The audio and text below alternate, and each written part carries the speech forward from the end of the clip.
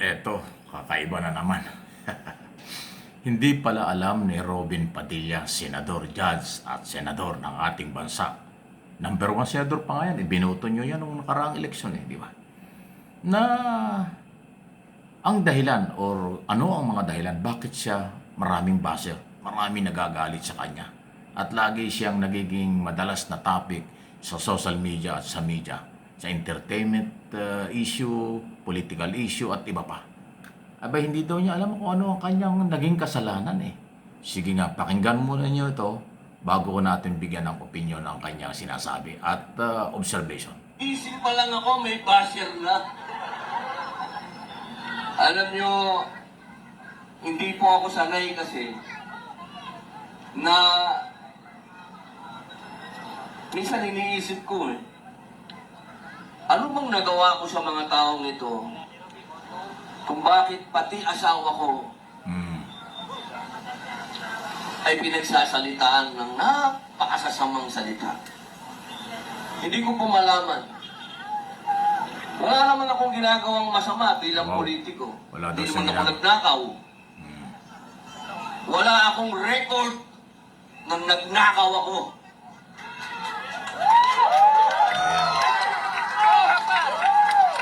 Kung meron, dapat magalit ang tao doon sa mga magnanakaw.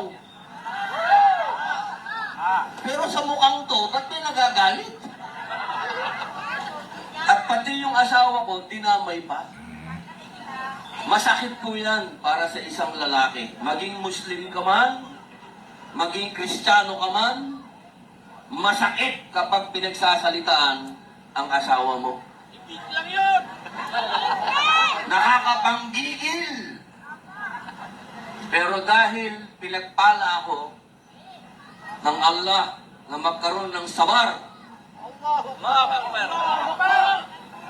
ay pinagpapasa Diyos ko na lang. Pero sana, ang pakiusap ko sa mga taong yan, huwag naman yung idamay yung asawa ko. Hindi naman politiko yung asawa ko. Hindi politiko ang aking mahal na iisang asawa. Iisa pa lang, ginaganan nyo lang. Paano pag naging dalawa pa?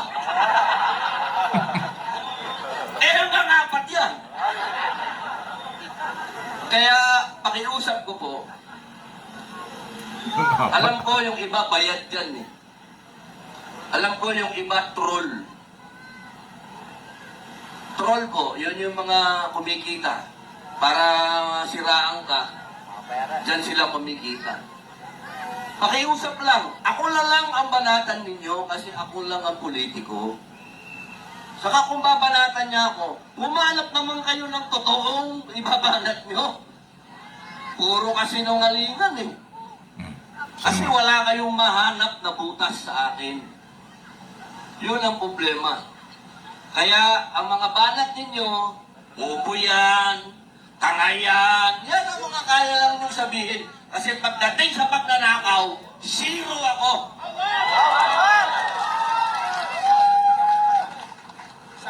Kaya po, mga mahal kong kababayan na nandito ngayon sa Bulacan, alam niyo po ba na ang Padilla ay tubong Bulacanyo? Ayan, taga Bulacan daw. Ayan ano yung masasabi dyan? Bakit daw idinamay yung kanyang asawa? Bakit daw sinasabihan siya na kung ano-ano? Wala daw siyang kasalanan at ginawang masama. Ayan, yan yung mga linya Tapos sinabi niya mga baser, at kung ano-ano. Sige, unahin natin yung tungkol sa asawa. Yung asawa mo kaya nadamay. Kasi siya yung nagsabi na hindi ka raw, o sinasabi niya, matalino ka raw, nakakulong ka pa lang, nakagawa ka ng batas. Ayan, yun yung issue kung bakit nadamay yung asawa mo. Marami nagtaka, paano ka makakagawa ng batas? Anong ikaw ay makulong, hindi ka pa naman mambabatas. Hindi ka naman senador o congressman. Paano ka nakagawa ng batas? Tapos sinabi pa ng asawa mo na yan nga yung ginawa mo na nakakulong at ikaw ay meron daw degree dahil tapos ka ng criminology. Okay, yun yung mga issue. Kaya nadamay ang asawa mo. Ayan, naiintindihan mo na, Robin? Yun Pangalawa, wala ka daw, sabi mo, wala kang ginawang masama. O yan. Okay? Well, yan yung opinion at paniniwala. Masama sa mga kritiko mo siguro ay yung iyong mga sinasabi na ang dating pro Duterte ka. Yan ang pwedeng isang issue. Against government ka. Pangalawa, yung mga sinasabi mo minsan ay malayo sa topic. Minsan ay parang hindi nanggagaling sa isang elected senator. Minsan ay parang hindi bagay sa iyong posisyon at pagkatao ang iyong mga sinasabi. Kaya ka nagiging topic. Hindi naman ibig sabihin ginawa kang topic katulad dito sa aking mga channel, ay binabanata ka na. Issue lang yan, walang personalan. Pangalawa, ang constructive criticism, wake up call. Dapat isipin mo, Senador Padilla, na yan ay nakakatulong. Makakatulong sa iyo, nakakatulong sa demokrasya dahil kalayaan at yung pagkakamali at yung criticism, yun ang pwedeng maging dahilan, paraan para mag-adjust ka, mabago, at iyong panindigan, ang iyong posisyon, kapangyarihan, sa kung ano yung level ng pananalita ng sinasabi at kaalaman. Ayan, importante yun, Senador Padilla. Di ba? Yun yung issue.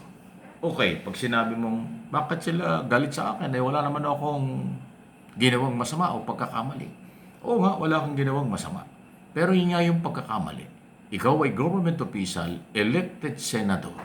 Yung body language mo, yung decorum mo, hindi na babagay sa yung posisyon bilang senador, bilang lawmaker. Yan yung tingin ng mga tao. Hindi ko nila lahat. Kaya ngayon, sinasabi mong basher yan, troll yan. Kasi ang tingin nila, hindi mo nagagawa o malayo sa iyong pagkatao ang iyong sinasabi at galaw. Yun yun. So, iyan ay constructive criticism. Kahit may kaunting pagka-personal, pero dapat kasi ginawa mo yan. Kung sikat ka sa pagiging aktor, iba yun sa pelikula. Showbiz, iba yan. Talagang chismisan dyan, ang negosyo dyan, mag-chismis lang para mapag-usapan. Dito sa politika, pinapasweldo ka ng taong bayan. Ikaw ay government official, senador ng republika, ibang level yan. Dapat itinaas mo ang antas. Yung level ng iyong pagkatao, body language, decorum, at kung ano pa, dapat tinaas mo. Dapat may decorum talaga. Kasi ikaw ay iba na ngayon. Senador ka na, hindi ka lang artista. Ayan.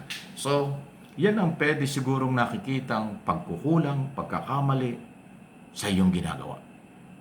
Ngayon, kung hindi mo alam yung mga isyong yan, ibig sabihin magpapatuloy pa rin yung mga ginagawa mo, ay magpapatuloy pa rin ang mga pagpuna sa iyo. Sabihin mo mang basher o troll, hindi mawawala yan. Kasi mukhang magkaiba yung paniniwala mo kaysa sa dong ginagawa ng tinuturing mo mga basher at troll. Yan po yung aking analysis at opinion, interpretation sa nangyayari niyan. Kung ganyan ang iyong paniniwala, na wala kang ginagawang masama, tapos binabanatan ka na sinasabi ng mga troll, ibig sabihin hindi ka mag-a-adjust. So pag hindi ka nag-adjust, bilang isang senador ng republika, magpapatuloy ang criticism laban sa iyo ng mga nakakapuna at may karapatang pag-usapan yan.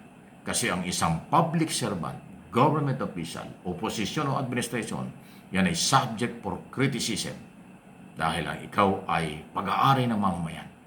Ikaw ay public servant. Yun po yun, Mr. Senador. Sana naintindihan mo. Dahil kung hindi, magpapatuloy pala yan pagkaganyan. Please like and share, subscribe and follow.